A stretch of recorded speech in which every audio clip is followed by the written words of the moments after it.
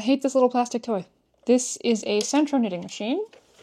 I bought this specifically to do a YouTube video because they are so popular and I wanted to see what they were all about. And a lot of y'all felt in that video I didn't give it a fair try. So we're back to try again.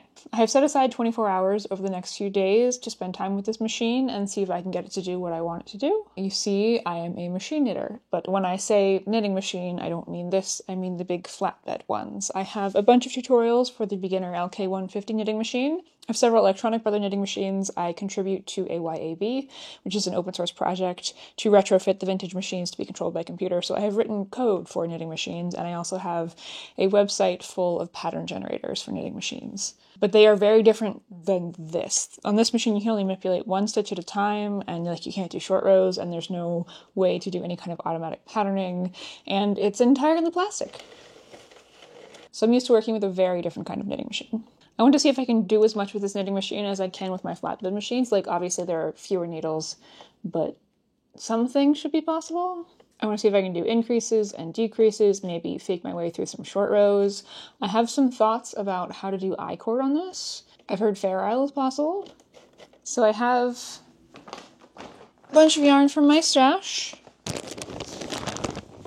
These are things that you may not even have seen, but some of these are also left over from the video where I figured out which Walmart yarns would work on the LK150, so they're going to good use. And I have borrowed some tools from my other knitting machines. I have claw weights. These are useful when you're knitting flat pieces to keep the edges knitting correctly. And a latch hook tool, and I will link to where you can find these in the description. I also have a dryer sheet. This machine is entirely plastic, and I'm expecting it to build up static. Rubbing a dryer sheet on it should help with that. And I also have a humidifier in another room if it becomes an issue. I have a Karen Puzzles timer to keep me honest, and I think the first thing I'm going to make is the standard double-walled beanie. Not going to bother to swatch for this, because it's a beanie, and also the tension thing on this is essentially meaningless, so you get what you get with this machine. Because there's no way to make larger or smaller stitches with the actual mechanism. I'm not sure what this is supposed to do. So let's get this started. We're counting up. Let's go with this. This will make a nice beanie. This is Mandala acrylic weight 3. I also need waste yarn. Okay, I have taken the suction cups off of this so that I can move it around more easily. I might take them back at some point, so. We go to T mode, and then it goes every other needle.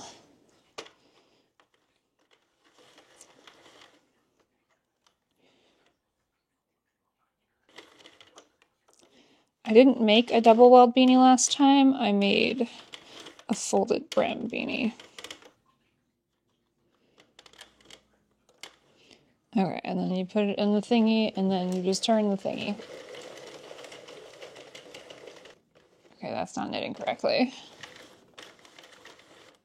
Okay, we have our first big issue. Let me take all this off. Not sure what happened. I'm just going to try casting on again.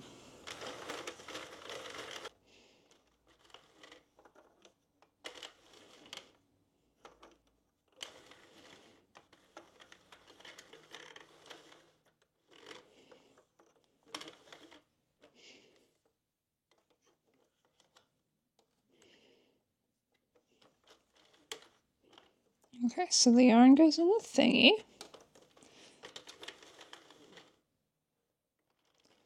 It's immediately falling off. Where's my latch hook? It's immediately falling off where I've cast it on. I don't know what's up with that. Let me hold on to the tail. Maybe that'll help. Okay, that should go under there. No, how does that even happen? I'm just slipping the stitches back on as they fall off.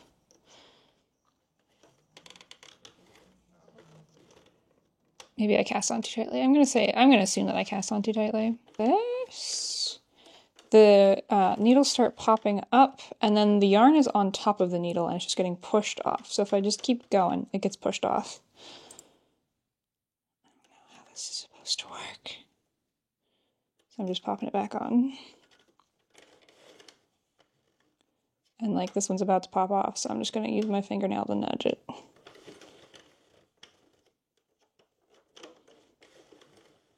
And I think this is because I cast on too tightly. What if I hook it? There we go.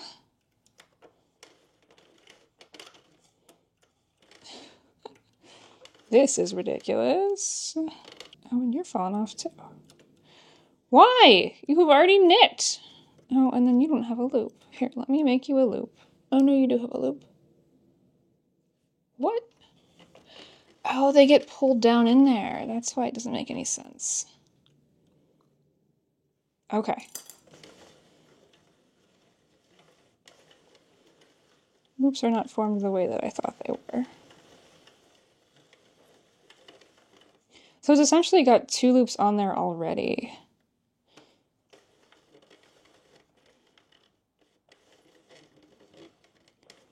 So like this one here. It's got this loop here, which is about to get knit. And then down below, it's got one already pulled down in there. So short rows on this are going to be very difficult.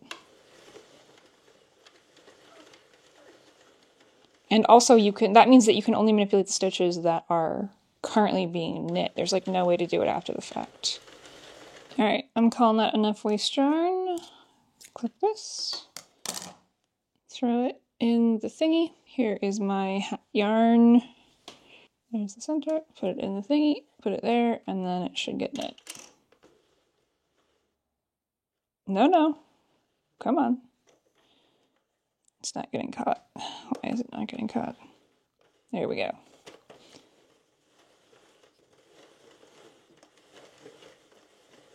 Let me try putting it in the tension thingy. I don't think that's going to do anything though. And then put it over here so that it's on the right side of the tension thingy.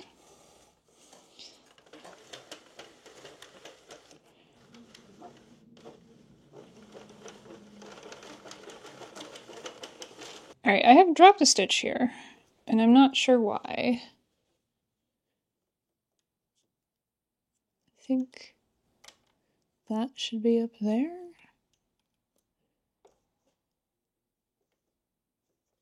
Maybe? Or maybe, oh no, both stitches are down in the thingy.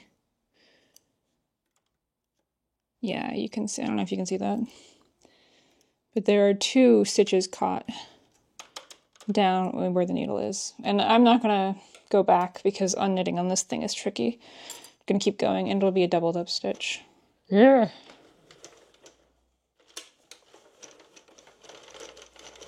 Here we are. This is the length of my thing. I think it's long enough. It's probably too long.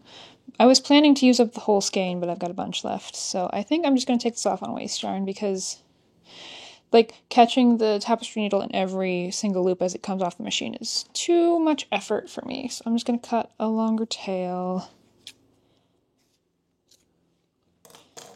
And then throw it in the thing. And then waste yarn instead.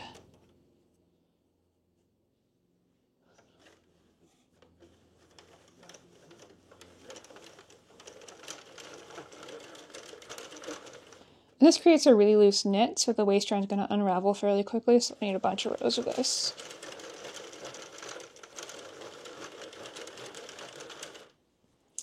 Good enough.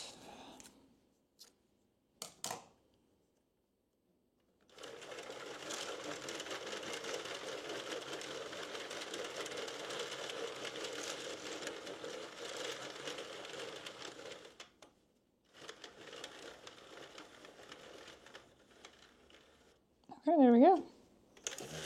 And this had some issues as it went. Like I have tucked stitches here. Not sure why it's doing that. This is just not the most consistent machine.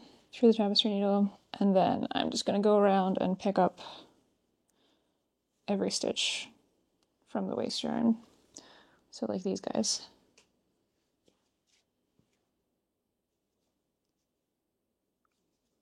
So here we are at the end. I'll get the last few. And then, is the last one there? That's the last one there.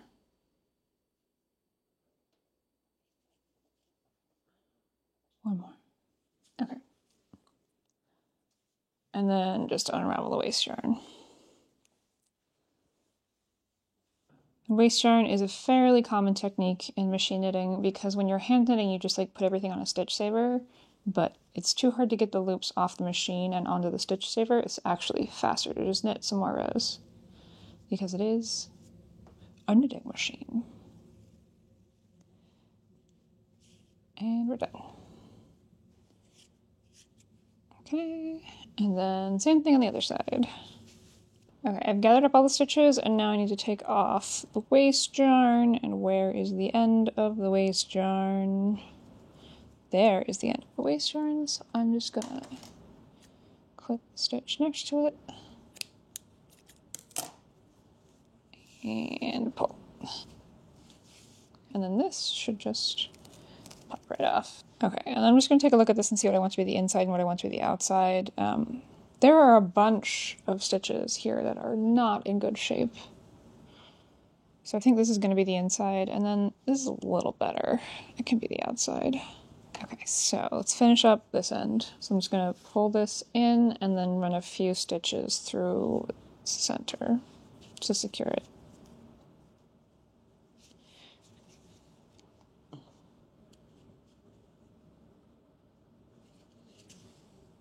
Let's tie a knot and feed it in there and hide the tail on the inside.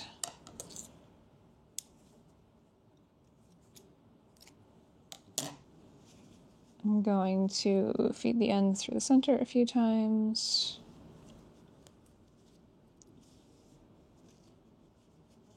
And then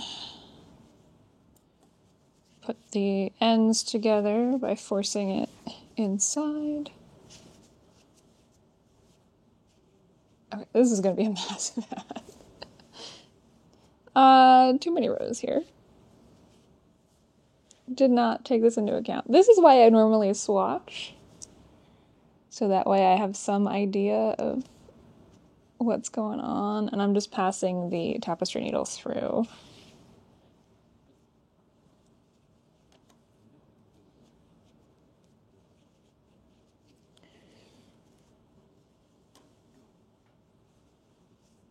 So they're together, and then feed it through one more time and tie a knot. Come on.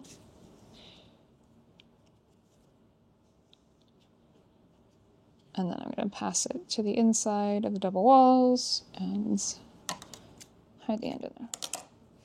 Here we have our beanie. It is massive. So like that gets folded over and then that gets... Okay, it's massive, but it still like doesn't want to go on my head. And it's getting stuck. That's why it's getting stuck in my bobby pins.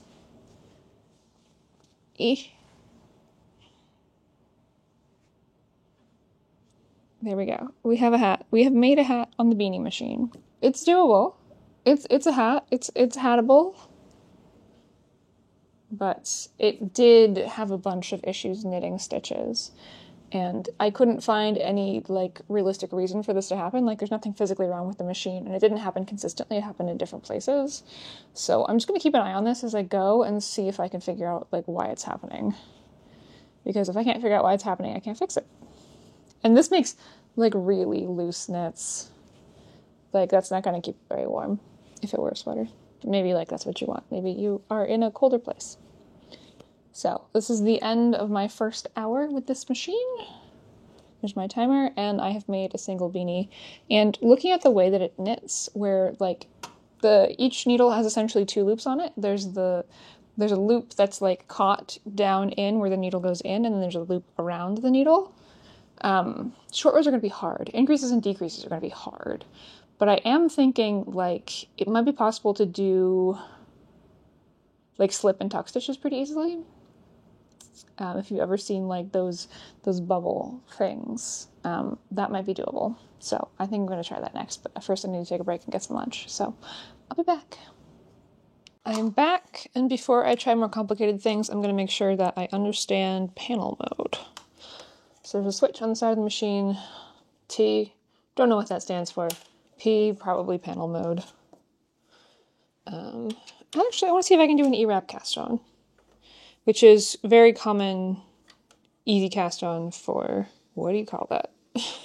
For flatbed machines. So So we wrap around, and we wrap around.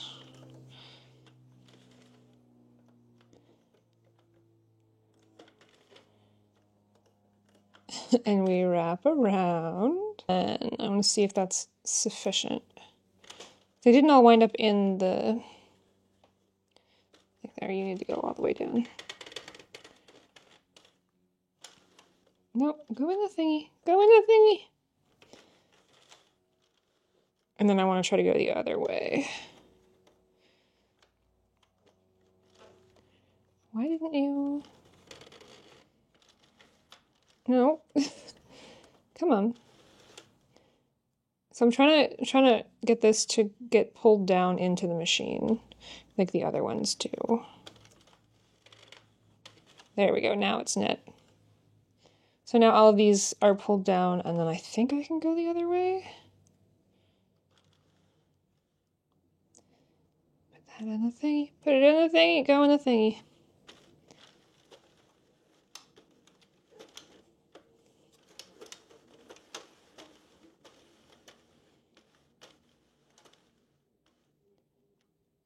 Okay, that's doing something.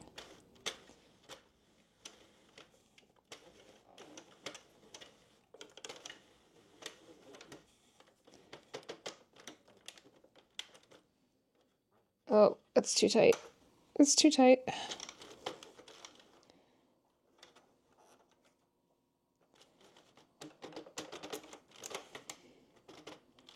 Ah! Okay, so maybe the E-wrap cast on was not a good idea.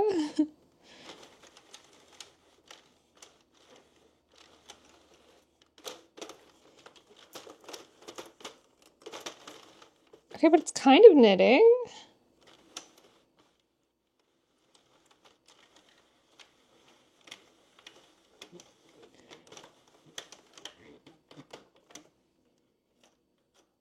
Okay, so I think for the panel mode,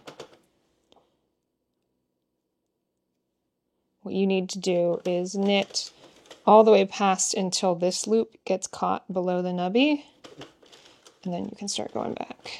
I don't think that's knitting. Oh, look at that! That didn't knit at all. You know what? I'm going to take this off and try again. I'm used to working with latch hooks, and latch hooks, like, you can get at them whenever you need to get at them. This you can only work with, like, the one needle that's currently pushed up, and it creates a lot of limitations. So you get pulled down, you go under the thingy. So this goes around here. And then it gets knit there, goes around here, gets knit there, around there, and then start coming back the other way.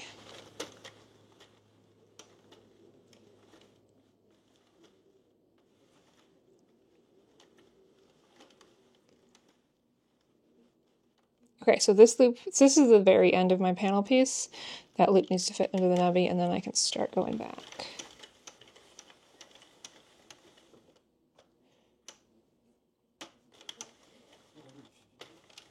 Under the nubby, start going back. Under the nubby, start going back.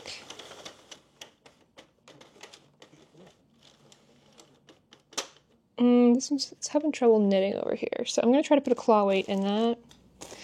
Where did my claw weights go? There they are. So this is something we do all the time on flatbed machines. The claw weight holds the yarn in the right place, and it should make it knit a little better on that side. Oh, lovely. Claw weight gets stuck. I'm going to put another one on this side. Okay.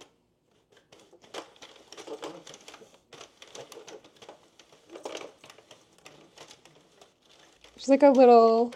There's a screw down here that the claw weight's getting caught on. Because the whole thing is moving.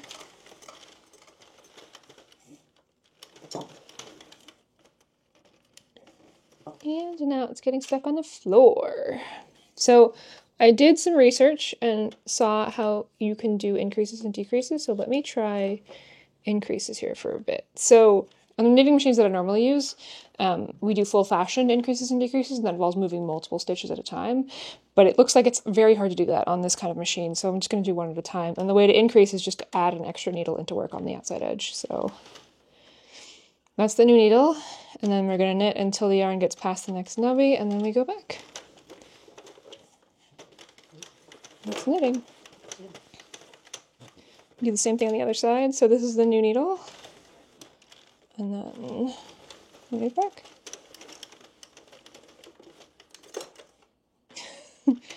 Claw weights are having a little trouble.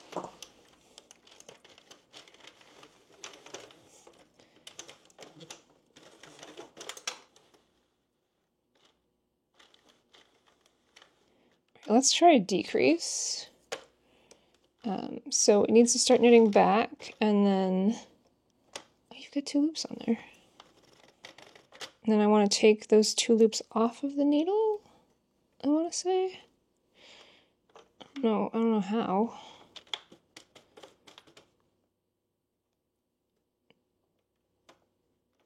Oh, but there's yarn there. I think I need to do it going the other way. Like, instead of having that knit. Come on. Pull that off, and then come back. Ah, crap. I need more hands. There's that loop. There's that loop. Come on. Alright, I have 2 loops in my hand and 1 on the hook. So, pretty sure this needs to be here. And then this is going to be the next loop that's going to knit. And then here are the 2 loops. I'm going to put them on there. I didn't get both of them. So this should only really be 1 loop because it's coming from 1 stitch. But it had a doubled up loop stuck there, so that's what I pulled. So let's knit that one. Now it needs to knit that one, and then loops it over the edge, and then it's just building more loops.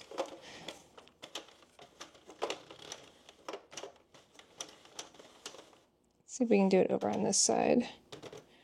So this is the loop we want to get off of here. This is the loop that's on the hook and not the one that's around like the little plasticky bit here. So I'm going to pick that up, and I need to advance it a little further. Put that on this needle, which is now too high. I'll start knitting if it goes too far. Here we go.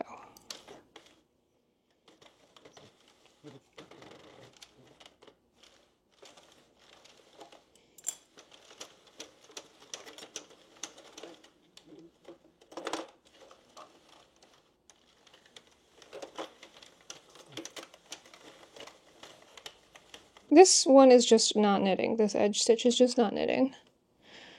And I cannot figure out why. There's like 3 or 4 stitches built up on that at this point. Let's see if I can get to knit the next time. There we go, now it's knitting. Alright, let me see if I can do one more decrease. So I'm gonna take this off. Oh, and put it on the one next to it, but it's too high. Okay. It's doable, it's just not easy. No, I want you to go, I think I need to push the loop all the way down, and then it'll wind up in the right place to be knit next time. There we go. Okay, so this is doable. Increases and decreases are possible. They are just not easy. So, we've gotten as much as I want to get out of this technique swatch. Let's pull it off. Actually, I'm going to put waste yarn on it because there's one more thing I want to try. Oh boy, these increases and decreases are gnarly. Knitting 2 empty rows will take everything off. Okay, that is not bad. I'm still getting some gnarly texture and some tucked stitches, but it is possible to do increases and decreases, though They're not pretty, though that's probably some tuck stitches there. The claw weights on the edges help, but they get like bumped on these guys as they move around all the time, so they're a little hard to work with. But the thing that I wanted to do was look at where this meets the waist yarn. So another common thing that we do with knitting machines is we take a piece off on waist yarn and then we rehang it on the machine. So I want to see if I can do that. So I want to take the live stitches of the green and put them back on the machine. And you would do this if you were making like seamless things. Okay, so it is possible. So I grabbed a loop and then I'm just putting it down over, pushing it all the way down so it'll knit next time. No, it needs to be caught. So if I push it all the way down, it's not going to knit correctly. But if I just get it caught in the hook, that should do it.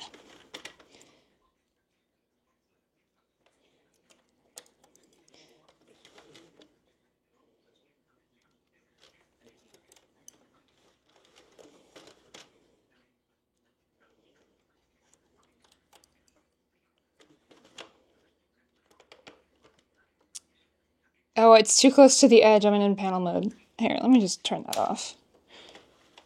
I don't know what that does other than prevent you from knitting too far, which is not always helpful. And then this is the last loop. It's going up here. Okay, and then we just start our next yarn.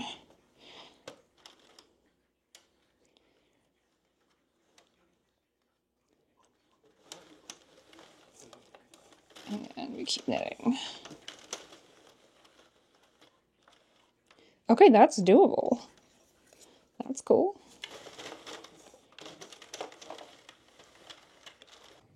All right, let me take this off because it has accomplished what it needs to accomplish.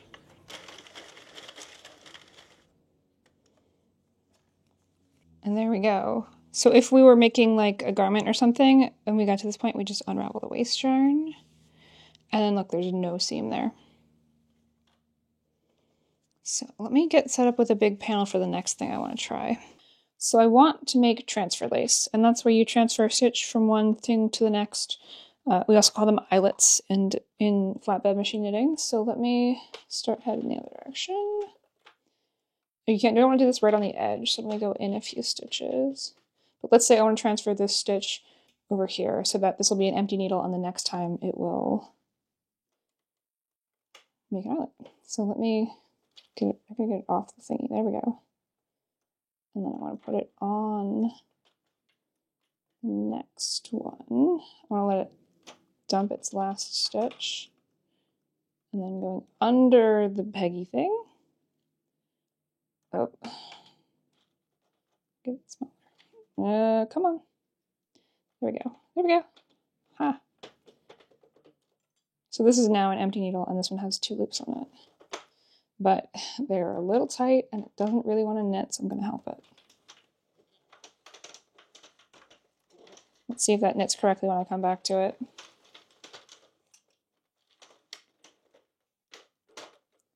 So this is the one that transferred. Oh, looks like that worked. Let's try that again and make sure it wasn't a fluke. So this is the previous loop. Let's wait till it knocks it off. Okay, and now I want its next loop, which is here. Oh boy, that is really tight. Give me a little more of this knit. No. Okay. We have it off, and we keep knitting. Oh boy. Oh, dropped a stitch. Dropped 2 stitches. Okay, so I was kind of able to figure it out. This was my last swatch, and my attempts to make an eyelet just dropped stitches, and they laddered down. But I was able to make one here, and it's really just, you can loop off the needle, and I'm gonna go back and forth a little bit for this. And then I need to get this one down lower. I don't have all of it, there we go. I need to just pull as much slack as I can and get it on the needle next to it. Come on. Come on. Oh, it's really tight. This was not really meant for this. Okay, now I have 2 loops on here and no loops on here. And this is not going to want to go down. The loops need to be pushed over the needle.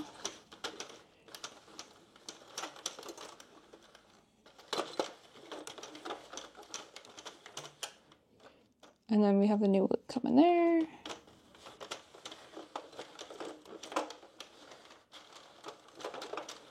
And then you can see this, nope, it's just a drop stitch, not an actual eyelet. Okay, so it's kind of doable, but very tricky, so let me just keep knitting.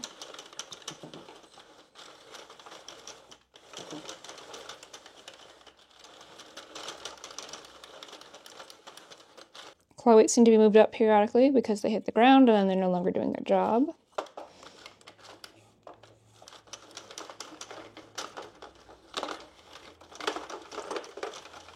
And I'm sure that sounds lovely to y'all. Alright, I want to see if I can do a bubble stitch thing. So the bubble stitch thing happens when you tuck a bunch of stitches, and generally you need to unravel them to do that. So I'm just going to see if I can pop one of these off the needle. Like ideally this one.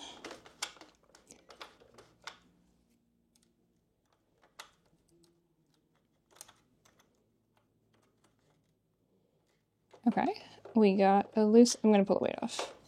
This doesn't get in the way. Alright, I have dropped a stitch off the needle, and then I'm going to let it ladder down a few, and then I'm going to take all of those loops, put them back on the needle. Go here, try and get it under the peg. Okay, alright, those loops are back on. Yay! And then keep knitting, and that loop's about to fall off. That's not supposed to be there, it's supposed to be there. Okay, so now it's going to try to pull down a bunch of these loops into the thingy. Okay. And let's see what happens when I go back to it.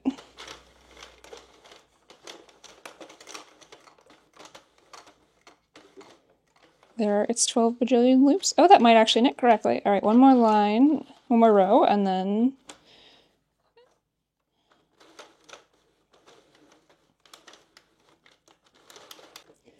And this has made a massive tuck, except they didn't all get tucked. Some of them slipped. Oh no, that's kind of right. All right, let me knit a bunch and then take it off so you can see.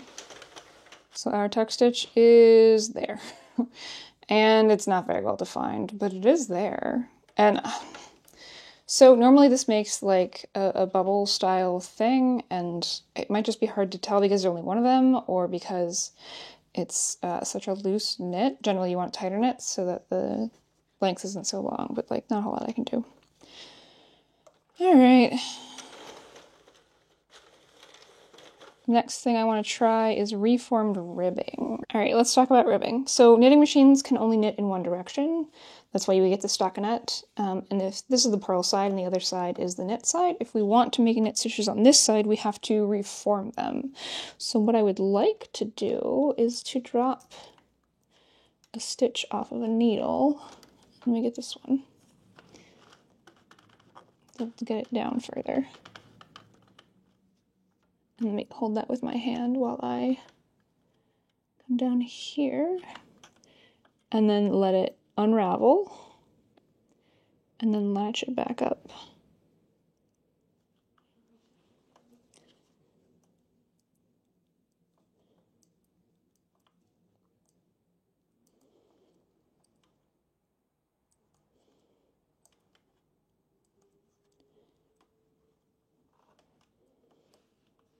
And then it's going to go back on this needle, if I can get it on there. Come on. Aha, it's there. Just being careful with it.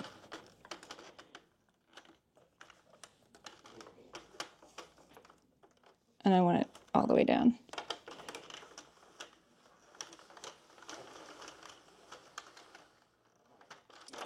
So now we have a column of knit stitches in a sea of purl stitches. So that's possible. It's very hard to get stitches off the needles of this. It's not really designed to do that.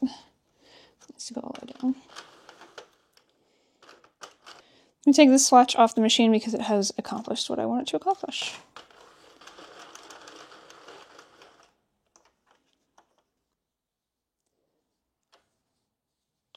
And there is the reformed column. And then my attempts at eyelets, which are nice and gnarly, and then the tuck stitch, which I'm not happy with. That's a little gross. And it dropped some stitches at some point. Okay, this is trickier to work with than I thought it would be. The next thing I want to try is I-cord. I-cord is a way to make a tube. Usually they're about 3 stitches. And when you do it by hand, you cast on 3 stitches and then you knit those 3 stitches and then you slip them all back onto your other needle and you knit them again. So essentially you're knitting in one direction and slipping in the other. And the way I think I need to do this on the machine, let me knit a few rows first so we have at least something started. Come on.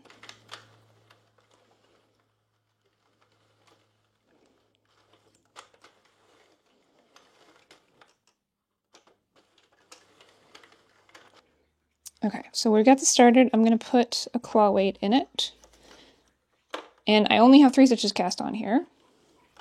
And then I want to not knit in this direction, which is not possible on this machine. It'll just drop all these stitches.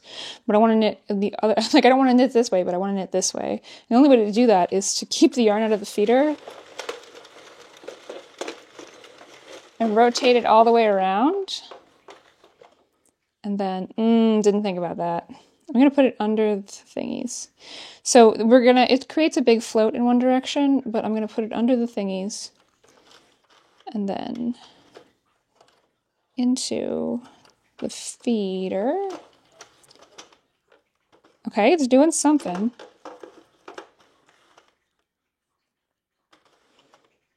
No, I don't want to cut there. And then to knit the next row, I need to go all the way around again.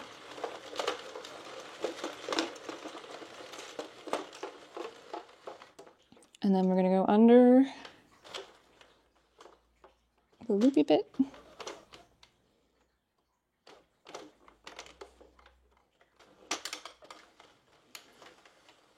And then we just keep doing that. So we have this big float coming here, and I tuck it under the nubby. And then we feed it in for only these 3 stitches. And then we go all the way around. I have a long float, I tuck it under the nubby.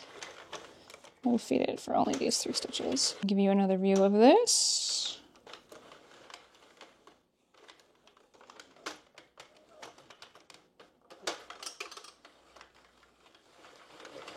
It's time to take this off. I'm gonna cut a tail, the tail. And then even though we were coming from this direction, we're gonna get them the other way. And then this makes a tube because the float that we do in the direction that we're not knitting gets distributed through the other 3 stitches, and it looks like you knit it in the round even though you did not. And you can like fake this with like a little 3-stitch or 4-stitch, like length of stockinette will also curl up, but this is like actually a tube. So that's pretty cool. Ooh.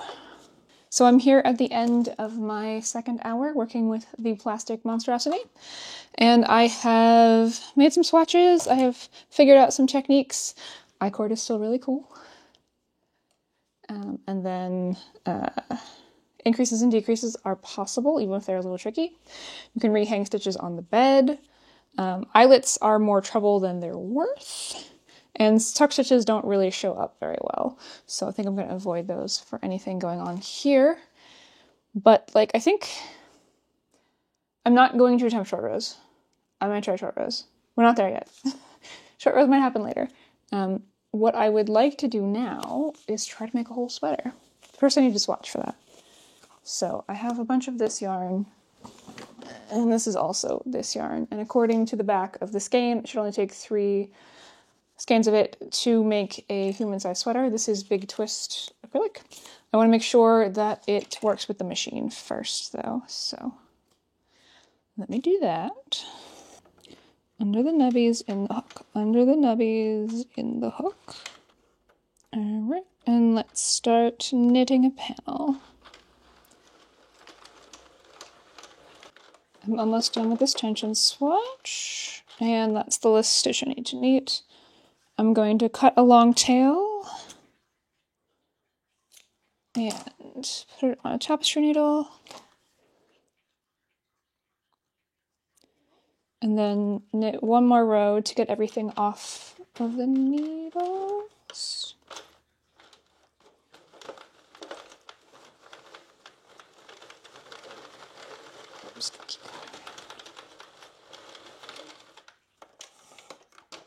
And then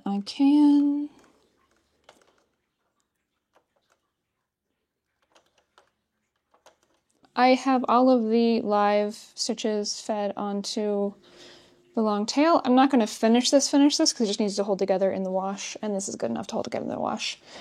And this is a tension swatch, a gauge swatch rather, and I'm going to wash it, and then I'm going to come back later and count the number of rows and the stitches per inch. But the plan is to make a drop shoulder sweater with like a pretty simple boat neck. I have a pattern generator for the sweater up on my website and a bunch of tutorials about how to make it on flatbed machines, but I suspect it'll be very similar on this guy. Probably gonna have to knit multiple panels for like the front and the back and the sleeves, so I need to know what my gauge is before I can do that. Before I can do the math on that and then split it up. So this starts with folded hem for the wrist and for the bottom of the sweater, and then it's knit up towards the top, and the sleeves are attached to the main body. So that's one of the techniques I have not tried yet on this little machine, doing a folded hem. So let me real quick do that. Make sure it's possible. It should be possible. Okay, I have cast on to waste yarn and then knit a handful of rows with my main yarn, and now I want to rehang all of these stitches. So I'm going to get over here until this needle is up, and then find the live stitch from the waste yarn, which is here. Put that on there. Okay, and then we go to the next one. So this is the next live stitch, and it's going on the needle.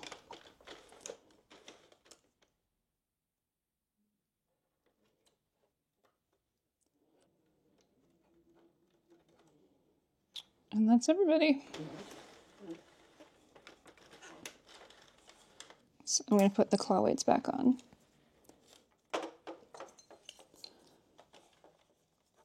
Both sides.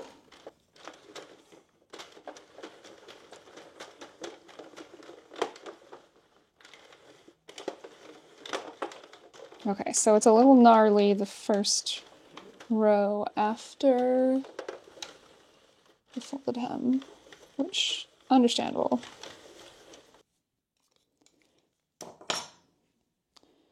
Okay, so that first row after the hung hem was gnarly. Need to be careful with that next time. Oh boy, yeah, that's a bunch of tucked stitches. But the folded hem came out pretty nice. Let me pull the yarn off. So to pull the waste yarn off, I find the tail that's connected to the main yarn, and it's here, and then I snip this stitch on the other side, and then just pull this through. And off it comes. And there's our folded hem.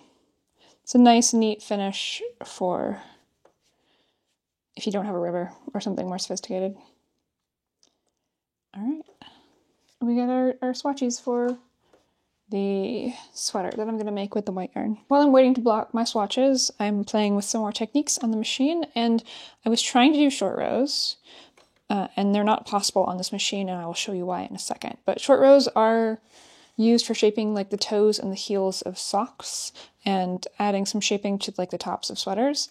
And they're called short rows because you don't knit along the whole row. When you do this on a flatbed, you pull the needles out to hold, and then like you wrap them to try to prevent holes from forming. Like, I'm not even worried about the holes at this point. I will take wholly short rows on this, but it's not possible. So I'm gonna knit to the end of this, and I want to knit everything up to here, but not this last stitch that's on here. So knit all the way until this one's knitting, and I want the yarn to go under the nubby.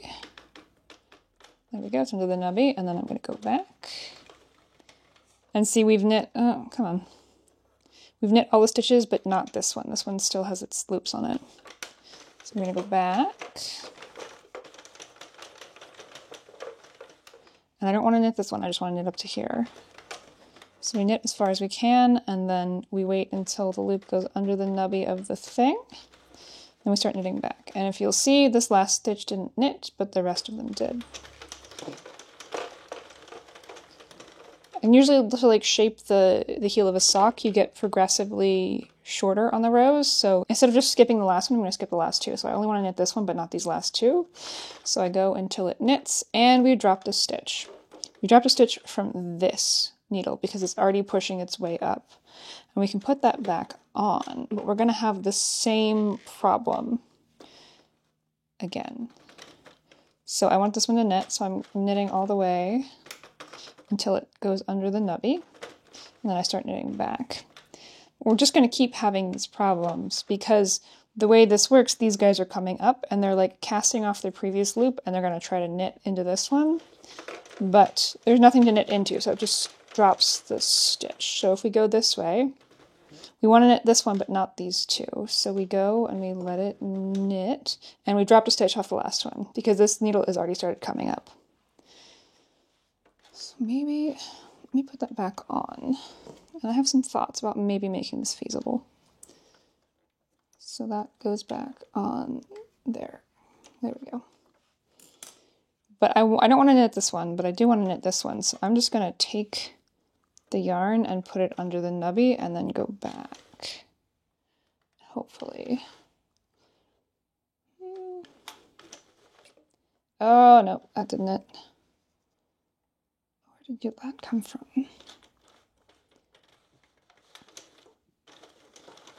Drop the stitches. Let's see if this works down here. Like, I don't want to knit these last three, so what if I...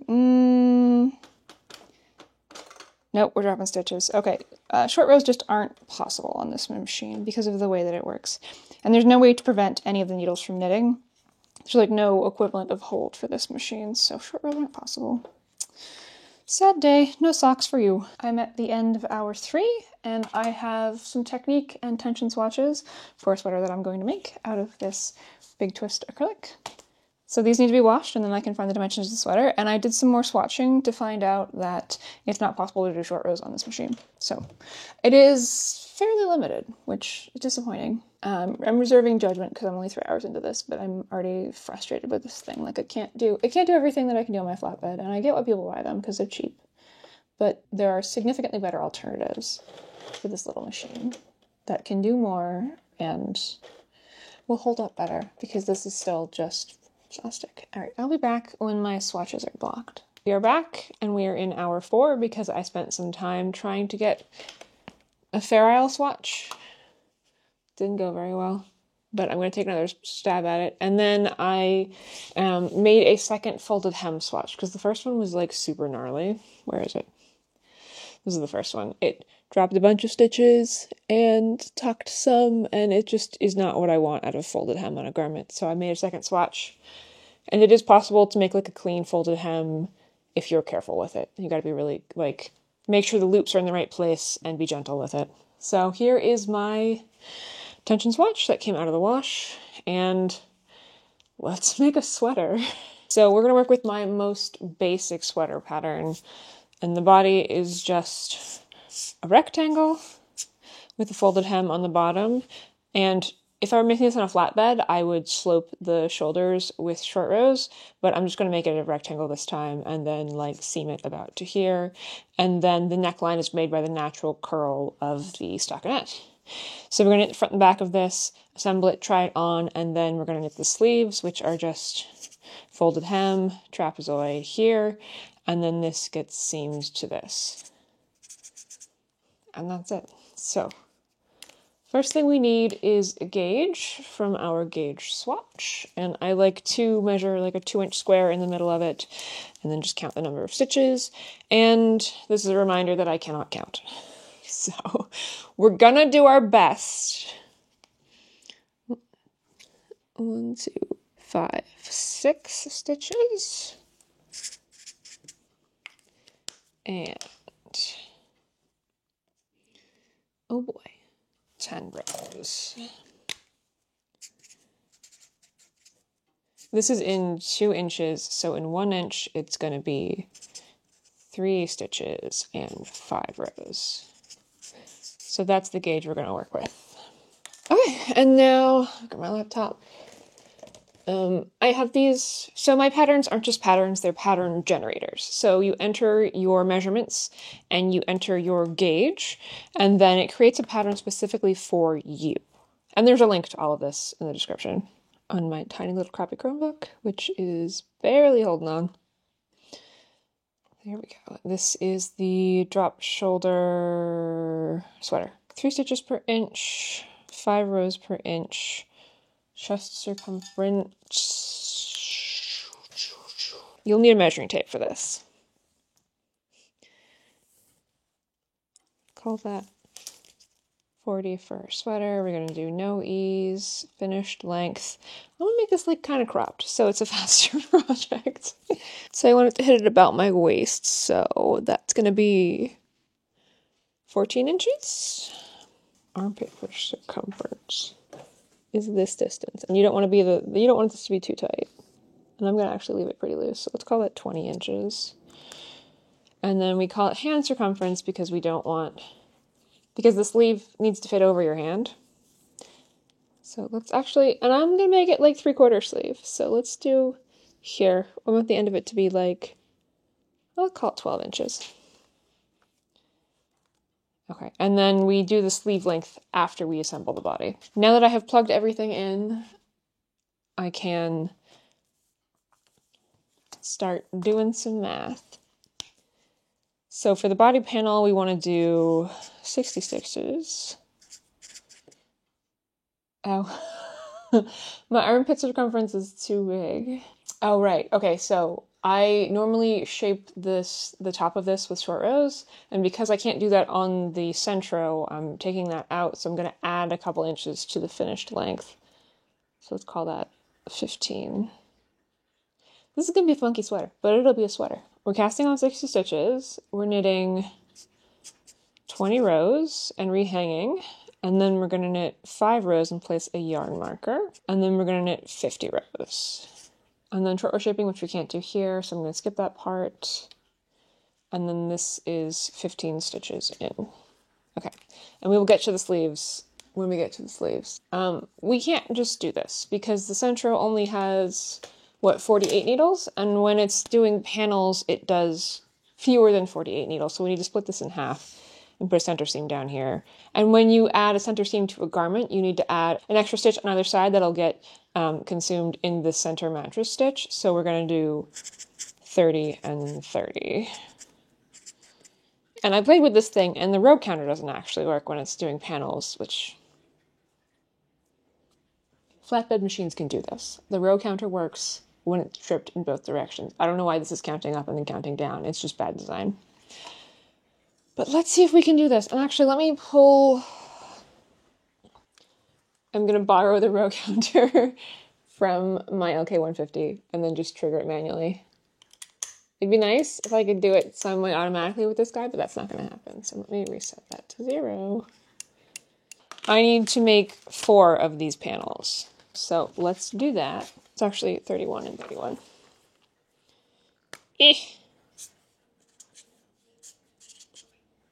For that extra stitch. And I am going to put your suction cups back on so that it stays in one place.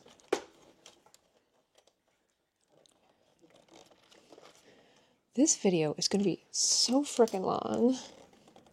24 hours is a lot longer than I thought it was. I'm not in panel mode because panel mode sucks.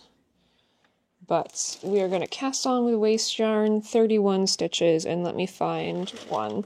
These are numbered down here. You can faintly see the numbers. That's one. And I finally have gotten the hang of this cast on, kind of.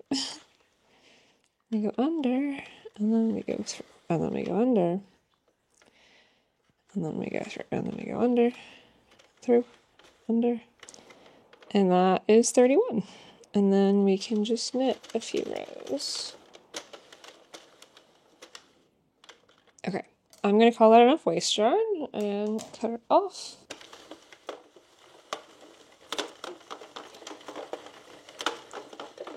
And now I'm going to manually trigger my row counter. And leave this down here and just try to keep track of it. Okay, here we are. It's time to rehang the hem. So I'm going to pull the claw weights off. I have knit 20 rows. I have a latch hook tool. We're going to head back this direction and find the cast on loops, and they are a little wonky because there was weight on them. Put them back on the hooks. Here we go.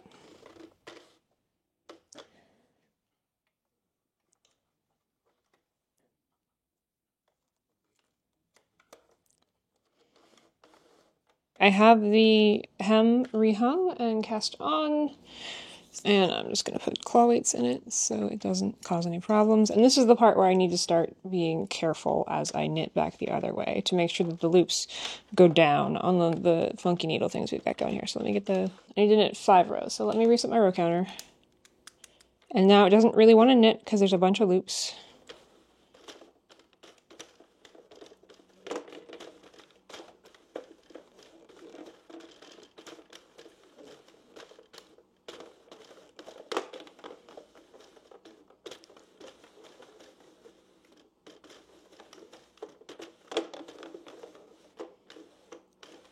Right, that wasn't bad. And then trigger the row counter.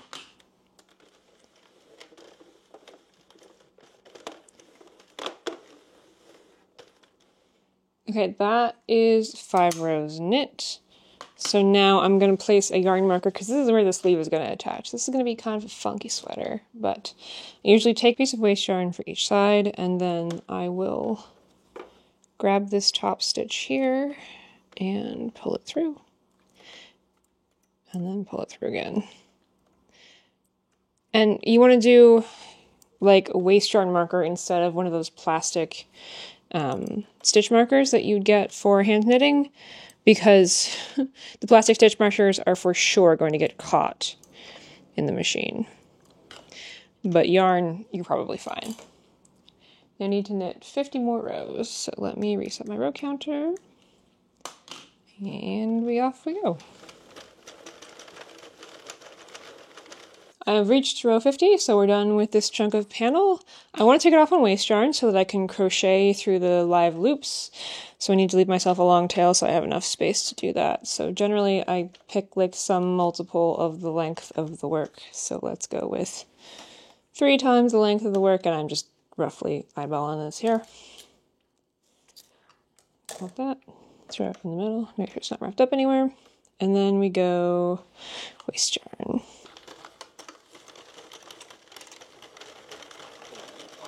And I just need enough rows of this that it's not going to unravel right away, that I have enough time to work with it. And then we cut the waste yarn to knit 2 rows to get it off the machine.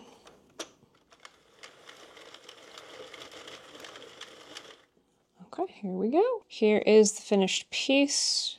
It's still got some tuck stitches. I'll have to be more careful with the next one. But to finish off the top of it, I'm just going to find my working yarn. Here we go. And then I'm just going to crochet through each of the loops. So through a loop, crochet, through a loop, crochet, and try not to do this too tightly, because I want a stable edge, but I don't want, okay, this is going to be easier with a latch hook. I want a stable edge, but I don't want it to be too tight. Like, I don't want it to be stretchy, but I also don't want it to be tight. So the needles on a flatbed machine are all latch hooks, unlike this round monstrosity. So it's a little easier to work with these guys instead of like a crochet hook. So I'm just going through each live stitch, picking up the working yarn, closing the latch and pulling it through. And my voice is going because I'm not used to talking a lot.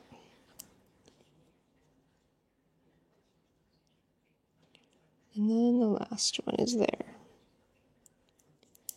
And then I like to pull through one more time and snip the tail.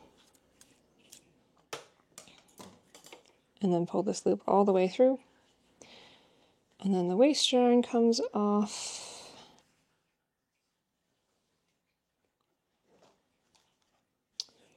And then this waist yarn needs to come off. And we snip that.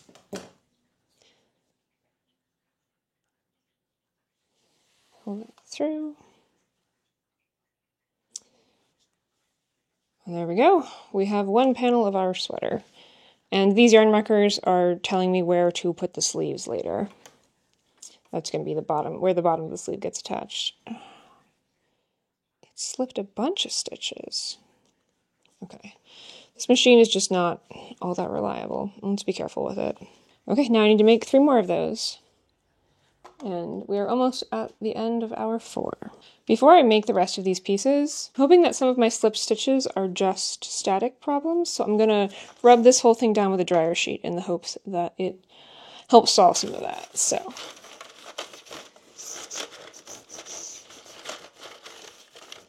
I don't know why this works, but dryer sheets help with static. Like, that's what they're supposed to do in the dryer. So we'll try that and see how it goes. We are into hour 6, and I have 4 pieces exactly the same for the body panel of my sweater, and now I'm just going to seam them together with a mattress stitch. And I left longer tails on some of these pieces, so those are going to be the center front seam. And if y'all need to know how to do a mattress stitch, I have 12 bajillion videos where I demonstrate it, so I'm not going to do it here. Where are you? Where are you? I'm trying to pick the best looking panels for the front because, like, I still had issues with stitches getting slipped and tucked because this machine's just not all that reliable. And it's raining. I don't know if you can hear that. But I will continue on and come back when this is ready to go. Here we are at the end of hour 6, and I have assembled the body of the sweater. We have 2 center seams, and then I seamed the shoulders. And at this point, you try it on, and I have no idea if this is going to cause problems with my mic. But, like, this is going to be cropped, so it's going to go to here. I haven't done the side seams yet because the side seams honestly are mostly taken up by the sleeves. Where is it? The end of you. Okay. So we put it on, and then you measure from your shoulder down to where you want the sleeve to hit on your arm. And I'm going to do these like 3/4 sleeves, so let's call that, it's going to be about there, 14 inches? Yeah, let's call it 14 inches, and then I plug that into my pattern. I put the suction cups back on the machine so it would stick, and now it's hard to move because that's how suction cups work. Come on. Okay, so I want my sleeves to be 14 inches. I'm going to plug that into the pattern, and then we scroll down to the sleeve. Okay, so it wants this to be 36 stitches, and then this is again going to be 20 rows for the rehung hem, and then we're going to knit 60 rows, increase every 5 rows. That's nice and round, and then at the top here we should get to 60 stitches. So once again, 60 stitches is more than I can put on the centro at any one time, so we're going to split this in half. So it's going to be 15 plus 3, 15, 16, 17, 18. It's going to be 19 stitches and 19 stitches because we're adding one for that middle seam there, and then we're just going to increase on the right on this side and increase on the left on this side, and then we'll seam it together. That's a sweater. So for the sleeve, I'm casting on 36 stitches, and it's just a 0. And do the same every other needle cast on.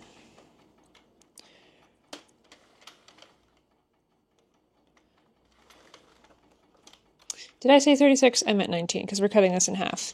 Because while the cuff of the sleeve is small enough to fit on the number of needles that we have, the top of it is not, and we need to do those increases. 17, 18, and 19. And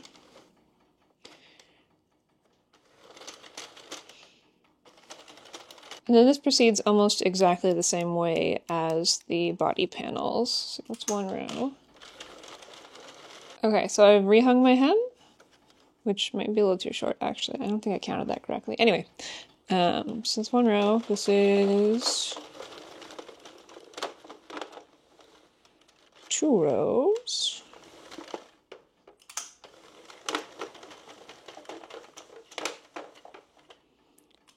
Three rows.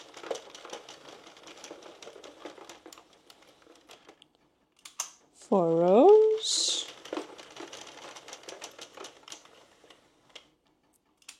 5 rows. And we are increasing every 5 rows for this, but I'm on the wrong side and I want my increases to be over here because we need to make these mirrored. So I'm just going to head back. And then I'm going to go one past where I was. And that is how you increase on this machine.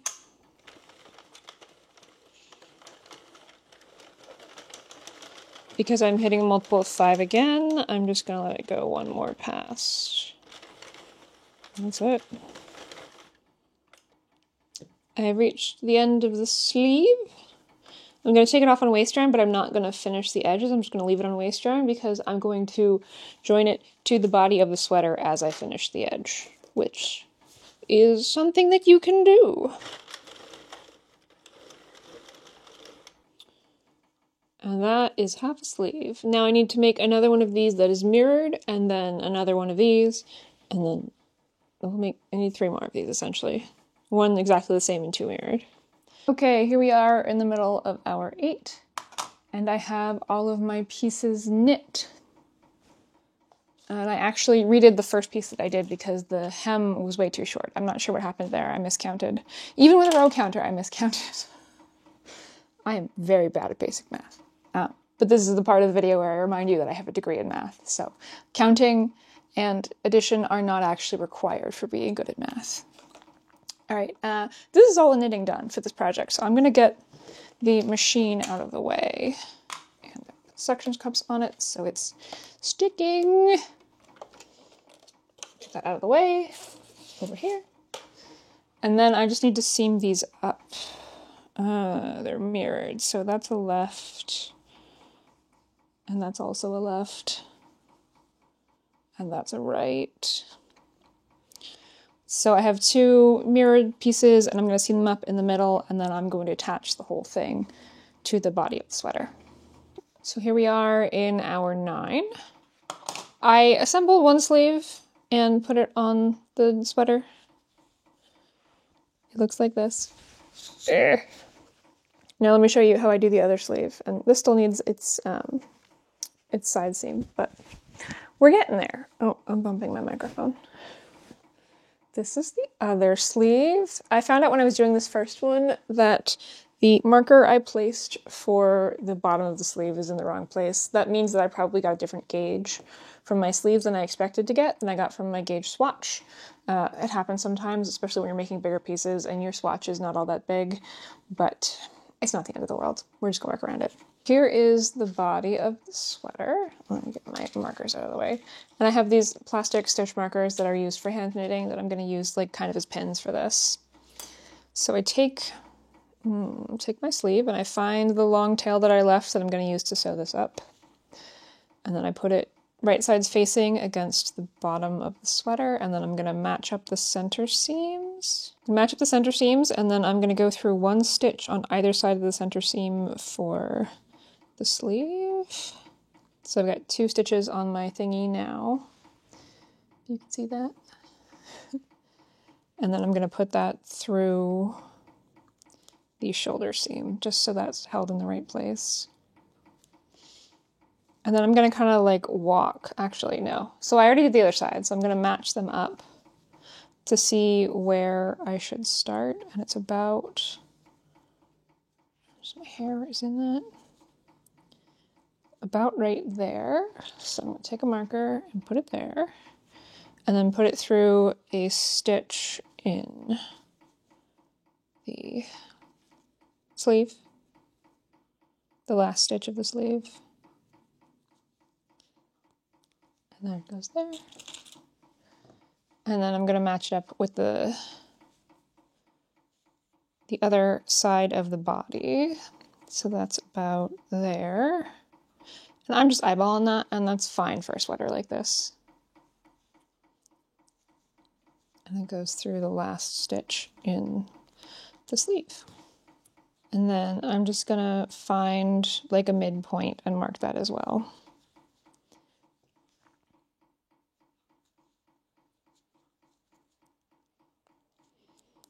Midpoint, midpoint, about there. And I'm going through both layers with this stitch marker. We grab our long tail, and then we're just going to crochet through this. So here we have the sleeve, the live stitches of the sleeve, and the long tail of the sleeve, which I'm going to hold on this other side. I'm going to go through this last stitch here, and then through the body of the sweater, and then I'm going to feed the yarn into that, and I'm manually closing the latch with my hand as I go because it doesn't want to close, and it gets stuck in the yarn for this, so loop through. I go through a live stitch, touch the waist yarn, I go through the back side, and then I close the latch and bring it through. And I'm fairly certain you can just do this with a crochet hook. It's just a little easier for me to do it with a latch hook because that's what I'm used to working with. And I'm sure you can hear the water dripping from the rain that we got earlier. And this is not like one stitch to one row, it's kind of whatever, and you just kind of fudge it as you go. We've reached an important part of the project. I have both of these sleeves attached and most of the ends woven in except for the ends of the sleeves, and now we must try on the half-finished project. Look at that! Wow! And it hits just about where I want it to. I just need to finish the side seams. I'm going to go all the way up the sleeve and then down the body, and then it'll be done. We are almost at the end of hour 9, and I've finished the sweater and woven in all of the ends.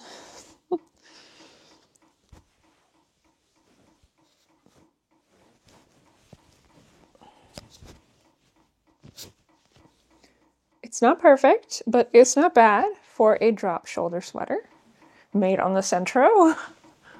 Look at that. And this is not in its final form. It hasn't been washed and blocked yet, and when you make stuff on a knitting machine, it's like all stretched out while it's on the machine, both like horizontally and vertically. So this is not going to be quite right until it's washed, and I will just throw it in with my next batch of things.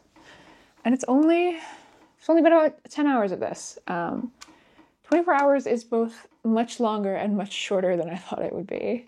So I think I have some ideas for what I want to do next with this. And actually, it might be possible to do a round neck sweater on this, a round yoke sweater. It might actually be easier to do a round yoke sweater than it would be to like do something like this. But I need to do some swatching and make sure the techniques are possible, and then probably draft a pattern. So I think I'm going to do a little more of that tonight, and then tomorrow we'll see about another sweater. All right, we're back, and I did some swatching, and I feel the need to explain what's going on here because this is very significant. This tells me a lot about what is possible. So what happened was I knit a flat panel, took it off on waist yarn, which is the green stuff, and then I put it back on the machine, but I doubled up every other loop. So instead of being the number of stitches that I originally cast on, it's 2/3 of that. And then I did that again and again until I got up here. And when I take the waist yarn off, which is a huge mess. Okay, so here's the first one with the waist yarn taken off. You can see that the stitches get bunched up a little bit, but it means that it's getting smaller towards the top. Here we have, it gets progressively smaller. So this is a way of doing decreases with taking the yarn off the machine and putting it back on. And this means that I can use this little plastic toy to make a round yoke sweater. But I need to go draft that pattern. I have made several round yoke sweaters in the past on my flatbed machines from a Susan Guaglielmi pattern but it's time to draft my own because like I don't like following other people's patterns. I don't like the way they do them. I like to make pattern generators where like you just enter all of your measurements and your gauge and then it makes a pattern for you. And I think it's doable. I just need to go do that. And I'm going to include that in my time here because we're still in hour 10. I have 14 hours, like 13 and a half hours left of this. And I can totally draft a pattern and film a video and also make a sweater in that time. So we're gonna do this. All right, we are back. I have drafted a round yoke sweater pattern and we are in hour 17. These things take a long time. And this is my first prototype with round sweater pattern. I found a bunch of problems, but I have since fixed them in the code. My patterns are not just patterns, they're pattern generators. So you enter your measurements and it gives you a custom pattern fit for you. And this prototype is a little wonky because it hasn't been blocked yet, but also I left the armhole depth a little long. So that's why it fits funky. But it is a round yoke sweater, knit bottom up. And I did some tests on the little Centro to see if it was possible to like fake short rows, and it looks like it is. So this section is actually longer than this section. And we need short rows to shape the bottom of the round yoke. So I think this is in good enough shape to start trying to do this on the Centro. And I have, hey Google, 24 minus 18. 24 minus 18 is 6. 6 hours. I think I can do this in 6 hours. I'm going to use, I have more of the white yarn for the bottom part of this, and then I'm going to switch to something colorful for the yoke, and the yoke's probably going to have to get knit in sections, so it'll look a little funkier than this, but this should be doable. This should be doable. And it's going to be, I'm going to keep it like cropped and short-sleeved as well. Let me move this Centro, and then we're going to pull out the pattern and figure out all the stuff. Come on. I forgot that I have this pattern up on a staging server and it's not on my main server yet, so I need to get the URL of the staging server. And you probably don't care about any of this. Okay, so the gauge that we're working with is 3 stitches per inch and then 5 rows. So let me enter all of the measurements that I want to use for this thing. And this is just how my patterns go. So we have 3 stitches per inch, and we're going to use the same 5 rows per inch for all the things. Shoulder width. And I've got a video about how to measure for my kinds of sweaters. Shoulder width is going to be, let's call that 16. And then I want this cropped, so from here to like here. Also call that 16, and then the bicep circumference is, yeah, 12 is good there. And we're gonna make these sleeves short and stumpy. Whole depth of 6.5. You know, let's call it 7. And then the sleeve length is just gonna be about 8, 9 inches. We'll call it 9 inches. So I have my pattern loaded up here, and let's break it down because the whole thing is not going to fit on the Centro. So the body panels are going to be knit bottom up, and then this is cast off and this is decreased. So this distance here is 57 stitches. And we're going to do a folded hem, so this is going to be 20 rows and rehang. And then this is 30. And then bind off 3 stitches. This distance is 10 rows, decreasing 1 each side. And then this comes off on waist yarn. And then for the front panel, it's shaped all the way the same up to the bind off here. And then we decrease while also, the short row cadence is 3 needles and it's 27 in hold. So we'll get to that in a second. Okay, and then the sleeves are both the same. This distance is going to be 36. And that will fit on the machine, so the sleeves can be knit in one piece. And then again, 20 for a folded hem. Oh, and then we immediately go into the bind off because I made these short. So this is 3 stitches again, and then 10 rows decreasing. So that's the base. So we're going to knit the sleeves up to here, and this comes off on waist yarn, and that comes off on waist yarn. And we'll do some shaping for the front, which I have outlined here. The front looks a bit like this. We put all the live stitches back on the bed, and then we knit the top in sections. For the chunky sections at the top, the first one is going to be 25 rows, and then this is going to be 11 rows, and then this is going to be 11 rows, and then I'll decide what I want to do for the neckline, because I can't do ribbing. I can't do ribbing on the Centro without a lot of effort. And then we'll start seaming stuff up and putting it together. Okay, this is a sweater. I know it doesn't look much like a sweater, but it is a sweater, and we will get started on the Centro. And I'm going to need my row counter, so let's start with the sleeves. Casting on 36 onto waist yarn. Where's the start here? There it is.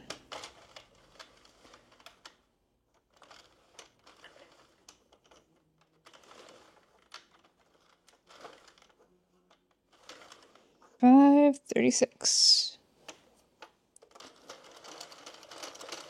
So I've hung the hem for the sleeve and then knit one more row. And now it's time to do a bind off. I need to bind off 3 stitches on the right. And I think, I really should have swatched this before I got to this point, but I think what I can do is just let 3 of the needles start to knit, but not finish. And then go in and like latch hook these bad boys. So pull this live loop up, latch hook it through, like I would do a crochet bind off. Let me put that back. Okay. So then we go into you. Come on. And this is not the neatest bind off, but we're getting somewhere. Okay. And then this last one.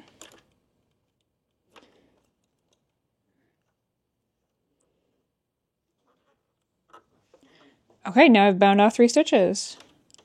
There's my underarm shelf for my sleeve. Okay. So then we get back to knitting, and I'm going to put the live loop on the next stitch. And then we go back to normal knitting.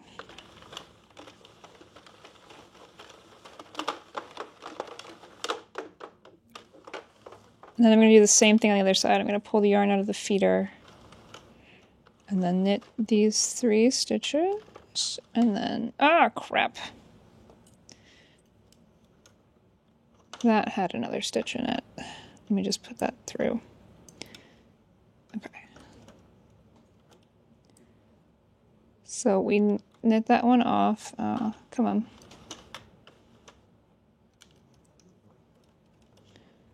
And then we bind that one off. Maybe. Okay. And then we bind the next one off. Oh my god. This is much harder than it needs to be. And then we have one last live stitch that's going on here. Come on. And then we knit like normal.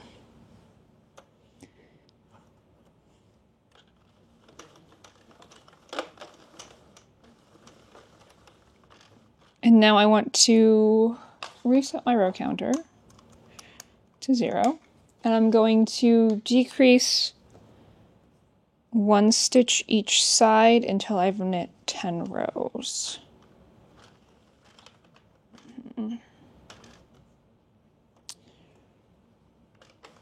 So I need to take you off that needle, put you on the next needle, and then back in the thingy.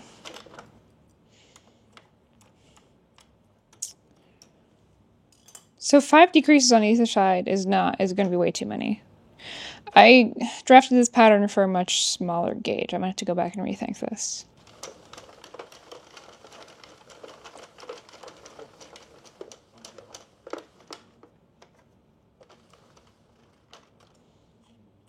It's 1 row. And then you need to pull that stitch off of that needle. Come on. Put it onto that needle. And then keep knitting.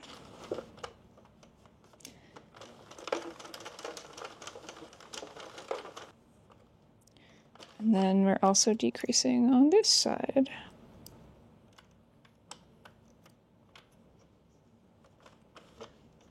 And that goes there.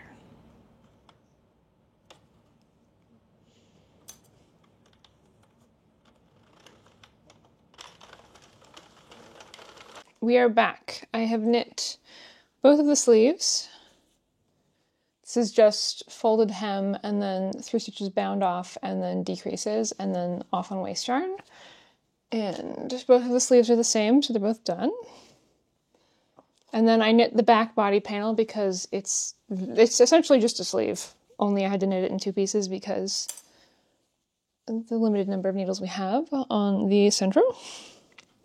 And now I'm going to do the front part, and I'm realizing that some of my math is wrong for the short rows, for the shaping, and I'm going to fudge it anyway, so I'm going to do that. I'm going to redo that math by hand, and I'll show you when I put it back on the machine. To do the short rows, to essentially make, like, you're knitting longer over here than you are down here, like it needs to go up in a wedge shape.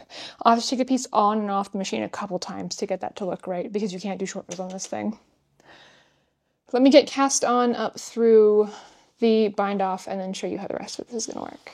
I've knit to the top of the body up to the bind off here. I'd normally bind this off, but instead I'm going to take it off on a waste yarn, and I'm going to put my working yarn in the center, and we're going to do a handful of rows of waste yarn.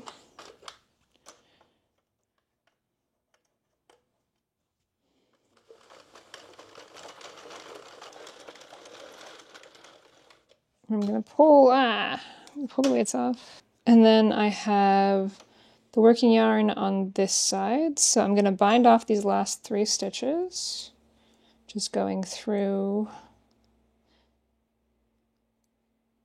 the loop and pulling up, going through a loop. And then I'm going to take, I want the yarn to be on the other side of the work, but I'm just going to wrap it around the edge and that'll be good enough. All right, and then this is going to go back on the machine. So working yarn goes over here, and then this is 29 stitches wide, and I'm going to put 20 stitches back on the machine because I need to knit the outside edge of the body a little bit bigger than the inside edge. Ooh, I can just push it back and forth. You know, it's not 20 stitches. I need 20 minus 6 because we're short rowing. Hey Google, 20 minus 6. 20 minus 6 is 14. So we only need 14 stitches. I'm just going to pull these back off.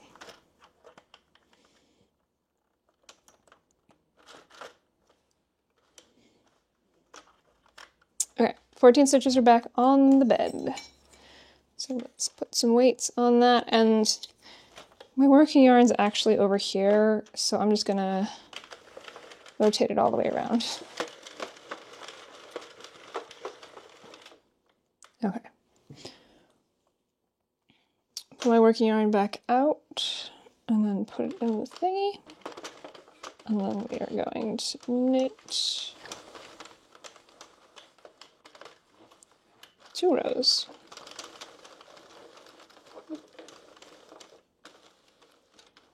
Okay, and then this goes back in the middle, and then it comes off on waste yarn again.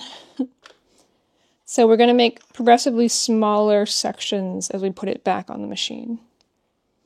And normally with a flatbed machine, this is really easy to do. With this machine, it's almost impossible, but I'm approximating short rows.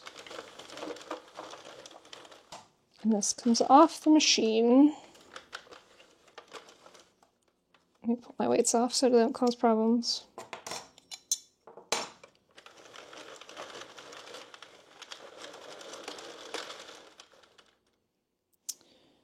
Okay, and now when this goes back on, I'm also want to decrease along this edge, so I'm going to double up some of these stitches.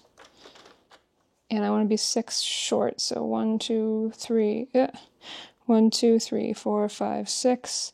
I'm only going to hang up to here. 1, 2, 3, 4, 5, 6, 7, 8.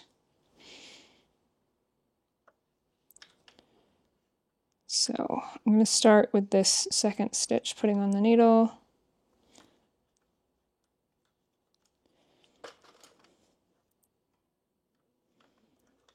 And again, my working yarn is over on the right side, so I need to get it all the way back around.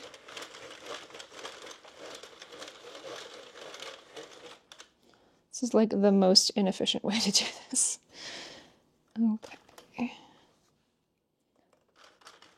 And then put these back on.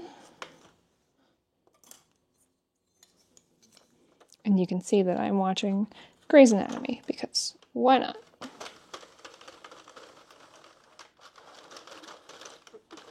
And 2 rows, and then we go back in the center. We do this one more time, and I will show you what it looks like when we get back. All right, here we are. I have finished off both of the back panels, and let me show you what's special about them. So you can see the red lines are the waste yarn, and there's several levels of it going here, but this is to approximate short rows. So this side is longer than this side over here. And like this is going to be the center front, and then it curves up towards the armpit to make the front of the neckline lower than the back of the neckline. So then we move on to the next section, which is joining these pieces together. And I've already done one. This is how we start the round yoke. So this is half of the back piece, and then half of a sleeve put together like this. And we're going to knit everything up for the first chunk of the yoke, and then put this back on the machine, but like reduce the number of stitches. So let me show you one more for the back, and then I'll show you how the front goes. The front is pretty much the same as the back, but it's a little trickier because we have all of these extra rows going here. And I forgot to update, we are in the middle of hour 20. I'm hoping I can finish this before the end of the 24 hours. Okay, here we have another sleeve, and then the other half of the back panel, and we want to put these back on the machine like this so that the underarm seams are touching, and we always want the purl side to be out. So we have purl side out here, and this is the underarm seam, so then this is the underarm seam, and it's going to go on like this. And we do half of the sleeve and then all of the front piece. Grab my thingy, and we're not reducing this yet. This is just on straight, same number of stitches.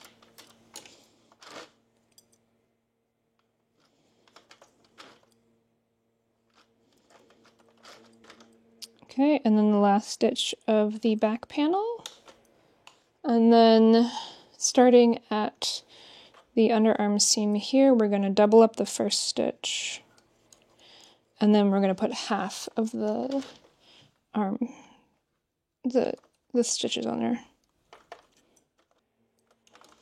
11, 12. Okay, and I want to start knitting over on this side, so I'm going to bring it back around. All right, then we start with our contrasting color and reset the row counter. And I'm knitting 25 rows for my particular pattern.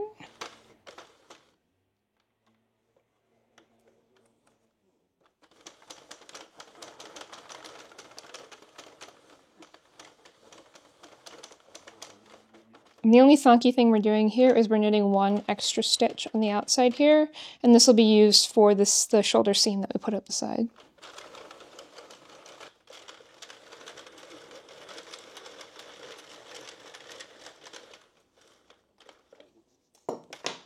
And there we go. Let me show you how to do the front sections. Okay, so I have rehung half of a sleeve. Oh, it's on backwards. It's on backwards. Hold on, let me fix this. Okay, we are back. I have rehung half of a sleeve, and this already has been knit. The other half of the sleeve has been knit with the back panel. So then this is the underarm seam here, and we want to match that up with the underarm seam on our front piece with the purl side facing you. So here is the matching piece here. And if you have screwed up your stuff, you will know at this point. And we want to put these stitches back on the machine as well. But we're not going to pick up from this cast on edge. We're going to pick up the uppermost live stitch that we can find. And again, we're going to double up the first one to make this seam a little bit easier later. Come on. And I did fudge the short rows here a little bit. Try to avoid getting the waste yarn caught on anything. There is quite a bit of it. You are a live stitch. Come on. And then going down to the next row, we've got that's a live stitch. And that's a live stitch. Until we're back down on the main cast off edge. The main waist yarn edge, I should say. Okay, that's it. We just knit this the way we knit the other section. Get around to this side, and then put the yarn in the thingy, and I'm knitting 25 rows.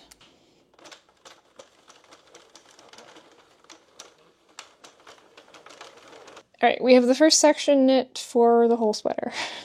And I know it looks like a mess, and this is going to get worse before it gets better. But the way that this works is we have a sleeve here, and we have half of the front here, and then we have a sleeve here, and half of the front. And these two will get seams together down the middle, but we need to start decreasing. And what I like to do is put as many sections on the machine as I possibly can. So we are going to rehang the top of the section that we just knit, but decrease it, and I'll show you how I double up stitches that. That way, we get too many ends going here. And then I'm going to try to start to join it with the other half, because I had to knit the body panels in two pieces, because the machine has a limited number of stitches. So, okay, so here we have one of the front pieces, and you can tell it's a front piece because it's got this extra waist yarn here, and we want the purl side facing us, and we're going to rehang this. And this is the arm right here, so this is going to be an armhole. So this will be the center front, and we'll join the other center front when we get to that point. So to make seaming easier, we're just going to hang one stitch for the first stitch, and this one's all twisty because that's what happens with the first stitch. And then we hang the second stitch, and then we double that up. And then we hang one plain stitch, and then we double it up. And if we do this all the way across the machine, we're going to reduce the number of stitches in the next chunk by a third, by doubling up every other stitch. This is how the round yoke gets smaller and smaller towards the top.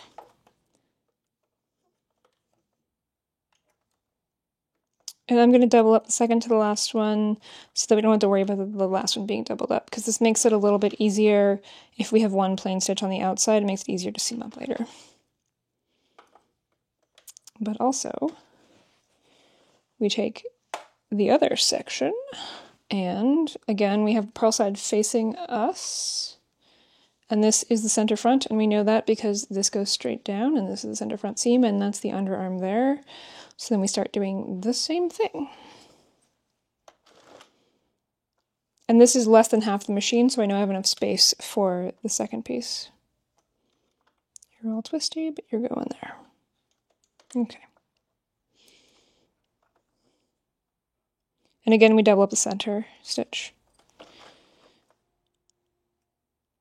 We are in hour 21, and this is the sweater. I finished the top sections of both sides, and now it's joined together. All of the pieces are connected, and you have to do this very carefully and make sure you don't wind up with a twisted sleeve or something.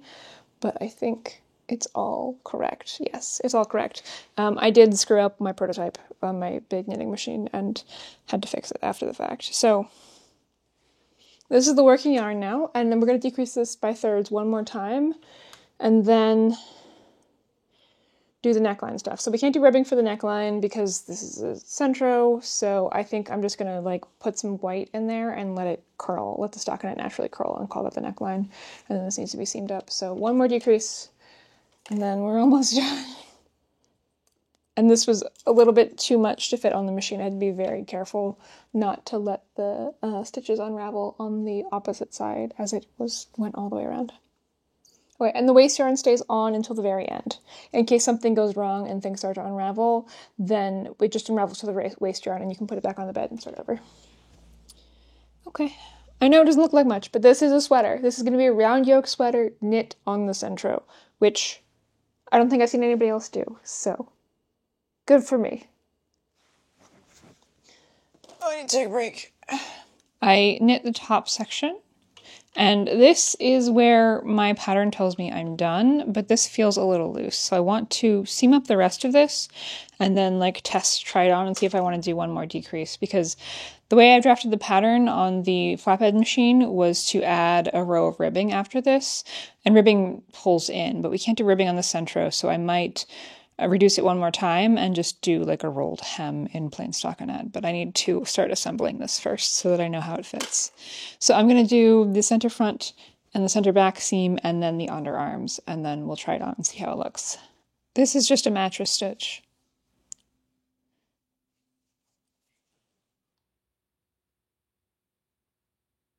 I've seamed up the side seams and the underarm, just like this part here. And now let's try it on and see how it goes. This is still missing the shoulder seam, so it's going to be a little wonky.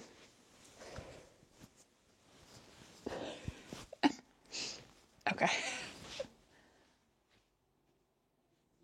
So that's going to go up like that. And the back is also going to.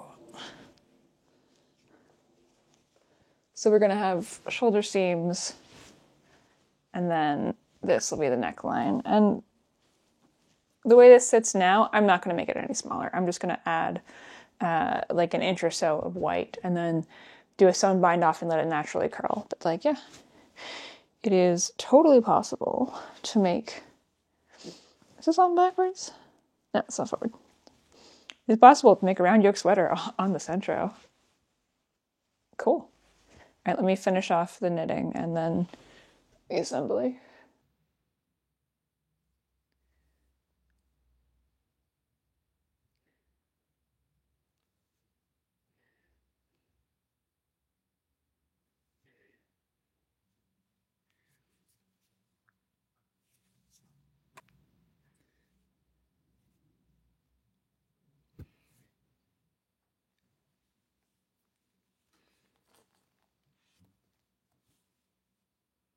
I have finished the sweater, which is good because we are almost out of time. I have about 5 minutes left in my 24-hour self-imposed time limit, and we have a sweater. Let me put it on.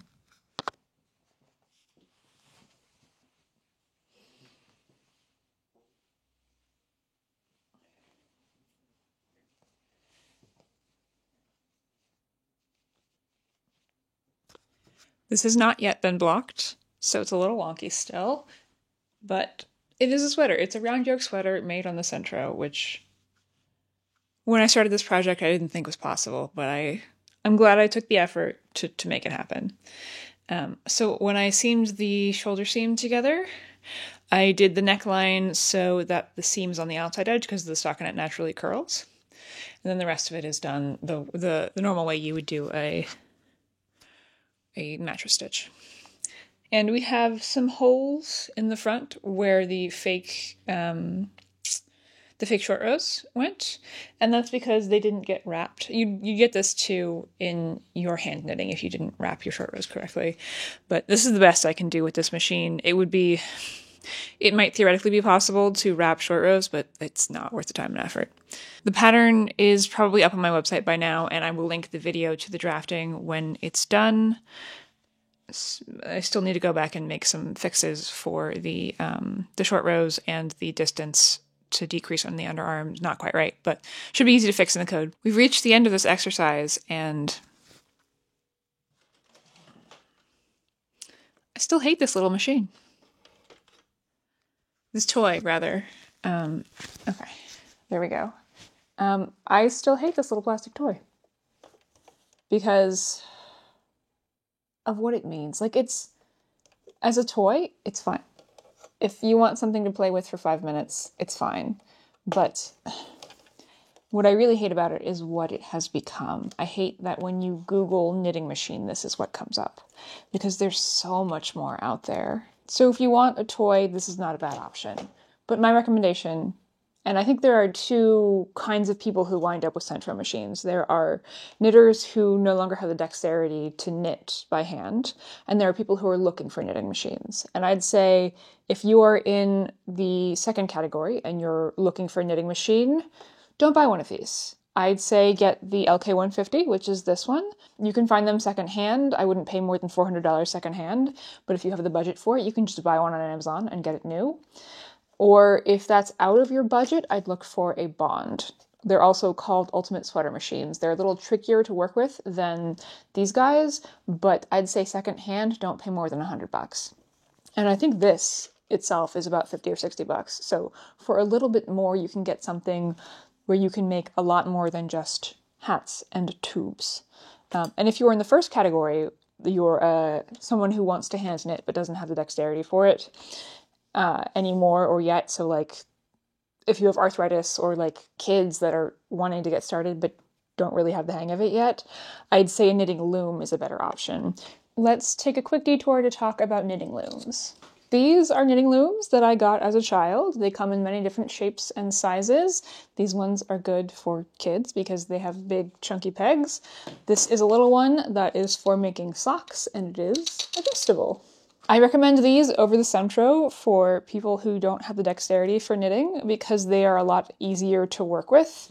You don't have to hold on to needles and loops at the same time. You can drop them and you're not going to lose any work. You can put them down and work with them in your lap, unlike the Centro, which has to be like essentially suction cupped to a surface. And they're really easy to get the hang of. And you don't have to knit in the round here. You can go back and forth and make flat pieces. This is the easiest way to make stitches. These are technically twisted stitches. And then up here we have regular knit stitches. These are a better option for kids and people with dexterity issues because they're nice and sturdy plastic. They're not going to fall apart. There are no gears to worry about. And then they knit reliably, unlike the Centro. Okay, back to the main video. With this thing, you can only manipulate the one stitch that is near the knitting thing. Like you cannot pull any of these other needles up and move things around or make any changes. So you're really limited in what you can make. But with a flatbed knitting machine and even with a knitting loom, you can do so much more. These are really limited in what they can do. And if you're in some third category where you are trying to start a business, first of all, don't. Do not monetize your knitting. And I have a long rant about this that I will probably, is not quite appropriate for this channel, but I think I'll make it a membership video. So if you want to join the memberships, click the join button down below. The way I have it set up right now, machine enthusiasts and up get access to members only videos. So go check that out. Don't. Because all you can really do from these without a bunch of extra work and a bunch of waste yarn. That's not even all of it. Here's all of the waste yarn I needed for this sweater. And this is not even all of it because some of it yesterday already got tossed to make this kind of thing happen. And yes, you'd still need waste yarn on a flatbed machine, but it goes so much faster. Don't monetize your hobbies. And like this thing can't even knit tubes reliably. I still got tuck stitches. And even after 24 hours of working with it, I still have tuck stitches on this sweater because there's not a whole lot you can do with it. There's like the dryer sheet to attempt to reduce the static problem did approximately nothing. The tension thing does not do anything. At the very best, I'd call this a knot detector. So if a knot gets caught in here, it'll slow you down and make you look at the machine and see what's wrong with it. And to top it off, it's plastic. So the gears are going to break down over time and there's not a whole lot of maintenance you can do on plastic. The machines that I recommend are the LK150 and the Bond have metal needles at the very least, and you can replace them and fix them if they cause problems. Don't buy one of these. And I know a lot of people are going to be mad that I said don't buy one of these because they love them so much. And it's fine if you love your machine and you want to make stuff, but I still can't recommend it because I know what knitting machines are supposed to be. And this is not it.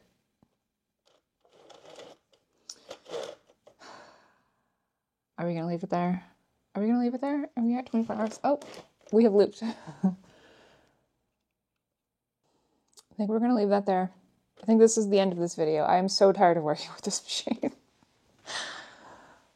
Yes, I knit 2 whole sweaters, even if they're cropped and short sleeve, but I probably am going to put this back on my shelf and not touch it again for months, years even. It's been a long 24 hours. I desperately need a nap and to take a break, and I'm looking forward to going back to knitting on my big flatbeds with all their patterning capabilities and like the ability to manipulate more than one needle at a time. So if you're interested in buying a knitting machine, I have a buy-in guide video that I will link in the description. If you're interested in how to get started with one of the basic machines, I have a whole playlist full of tutorials for that. If you want to see my unboxing video for this and the first video I made with the Centro, there's a link in the description as well. Yeah, dump your thoughts and feelings in the comments and we can have a debate there about this plastic toy. Thanks for watching. Happy knitting.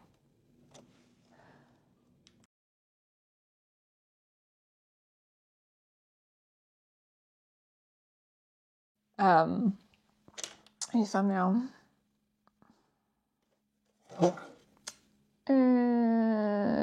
Don't do it.